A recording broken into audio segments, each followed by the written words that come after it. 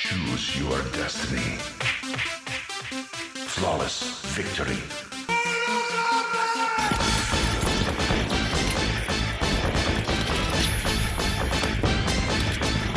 Fight.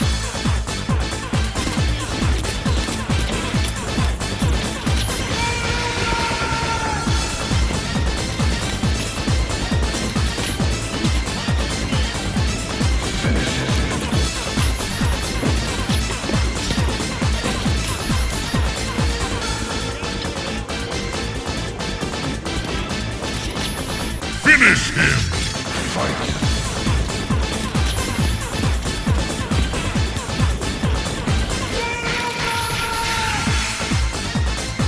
Fatality!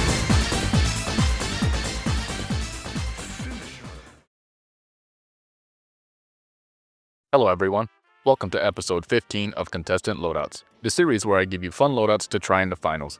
Keep in mind, these loadouts aren't designed to be meta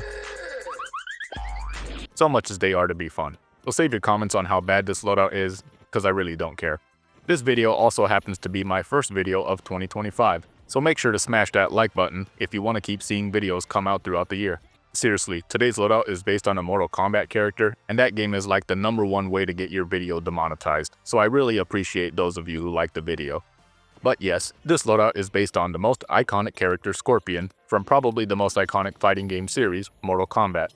We'll be using our spear to grab our opponents and commit all sorts of fatalities on them, just like Scorpion would. But Scorpion is about more than just his spear, so what else is in this loadout? How can we play like Scorpion? And how do we make our contestant look like Scorpion? Let's go to the contestant creator to find out.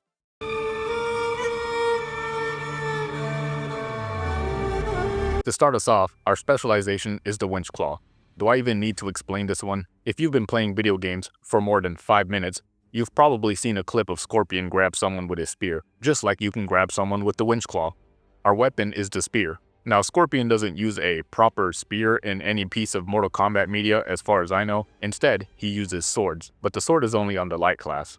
However, the weapon Scorpion uses to grab people is technically called a spear, and in the newest Mortal Kombat game, he uses it pretty much like a normal weapon, so the spear fits well enough. Moving on to the gadgets, we'll be using the pyro grenades and the pyro mine. Along with his expertise in martial arts and ability to store his spear God knows where, Scorpion possesses the power to create and use fire to attack his enemies. The specific moves we'll be mimicking with the pyro grenade and mines are the fireball and the devouring flame. There's even a pyro grenade skin that kinda makes it look like a fireball, which I'll take for now, but if anyone from Embark is watching, don't think for a second that I forgot about that Molotov cocktail skin you still haven't put in the game. The last gadget was a bit of a tough one to figure out, and nothing stood out to me as being a Scorpion gadget, but in the end, I decided to go with the gas grenade. I don't think Scorpion has ever used gas, but if you combine gas with fire in the finals, it makes a big ball of fire, which is something Scorpion could absolutely do. For the fashion, there's actually a decent amount of options, since Scorpion has had a lot of outfits over the years. Funnily enough, this guy on Reddit came up with their own Scorpion outfit and loadout, which both ended up being similar to mine. However, the outfit I chose was based more on Scorpion's Mortal Kombat 1 default skin. It's one of my favorite Scorpion outfits and one of the only good things to come out of Mortal Kombat 1, the other two being Omni-Man and the fact that I saved $50 by not buying the Chaos Reigns expansion. Brother, what's that? What's that, brother? Anyways, my Scorpion outfit consists of head number 9, this samurai-looking hair from the Season 3 Battle Pass, I believe, the Menpo mask, also from the Season 3 Battle Pass, the harness jacket, the Chisel Chum emblem, the Via gloves, the Metro Drifter pants, and the Valor Shift boots. Some of these items are no longer available, so feel free to experiment around if you don't have everything listed. Also, since the items for this loadout are only available on the heavy class, you're gonna look like Scorpion if he ate a little bit too much of Madame Bo's grub. Look man, I do my best with these loadouts, okay? If you don't like it, go play Mortal Kombat 1 and have a good time trying to convince yourself that you're having fun.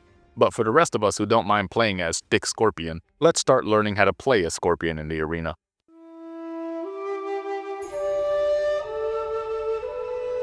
Welcome, combatant, to your preparation for the great Mortal Kombat tournament. As you've probably guessed by now, this class is all about getting kills with melee combat. We have some other tools to get into some shenanigans with, but getting in your enemies' faces and hitting them with a fatality is the main goal. Now that doesn't mean to just charge in like a dummy. I mean, you can do that if you want, but you'll probably end up getting hit by a fatality yourself. Instead, we must be crafty in our approach.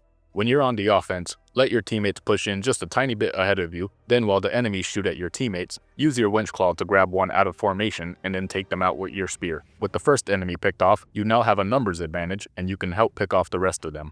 Before you rush the other enemies, it's a great idea to place one of your pyro mines on the statue of the enemy you just killed. This damages enemies that try to pick the statue up, serves as a great indicator for where enemies are, and if you're lucky, it might even get you a free kill. As for the other two gadgets, the pyro grenade is good to throw at enemies that noticed you approaching and started shooting. Even if you don't hit the enemy directly, you'll still cut off their line of sight a little bit, which gives you a chance to change the angle you approach from. The gas grenade is great for enemies camping inside of a building. Just toss it into the room they're in, and they'll usually be forced to run out or at least reposition. Now usually this is the part where you shoot the enemy, but since we have a melee weapon, instead we'll be taking control of the building they were camping in and force them to fight us at close range. Gas is also good for taking control of the power shift platform when the enemies are on it. Pro tip, instead of throwing the gas right on top of the platform, throw it in the direction that the platform is headed. Not only does this stop the APS on the platform from deleting your gas, but since the gas remains stationary while the platform moves into it, this will basically end up pushing the enemy off of the platform. Speaking of power shift, the spear is actually not that bad for this mode. The alternate attack for the spear is a spear spinning attack, and while this attack was pretty shit when the spear first released, I found it to be a lot more reliable and consistent recently. Sure, the hitbox can still be janky here and there, but so long as you're looking at the enemies you want to take out, it should at least be usable. It's great for enemies that are grouped up on the platform in power shift because the hitbox covers like half of the platform and you can move while you attack, which basically turns you into Scorpion doing his fire spin attack. Minus the fire and swords, I guess. Listen man, don't think too much about it, alright? Enemies clustering up like this doesn't happen as much in Cash Out, but it does happen from time to time, especially when you're fighting triple medium teams that like to dick ride each other with healing beams. Speaking of Cash Out, let's talk about defending the Cash Out as Scorpion. First and foremost, if you have any say in it and nobody else has deposited, try depositing the vault indoors. Not only does this delay your enemy's advance on you since they'll have to destroy the building or clear it room by room, but the most obvious advantage is that you'll be up close to your enemies like you need to be. And with the gas, pyromines, grenades, and winch claw, you can pretty much turn any building into a house of horrors. Speaking of the winch claw, it's also great for defending cash outs because you can use the winch claw to grab the cash out and stop someone from stealing it. For the most part though, defending objectives is going to be a game of waiting for your enemies to push you and ambushing them from unexpected angles.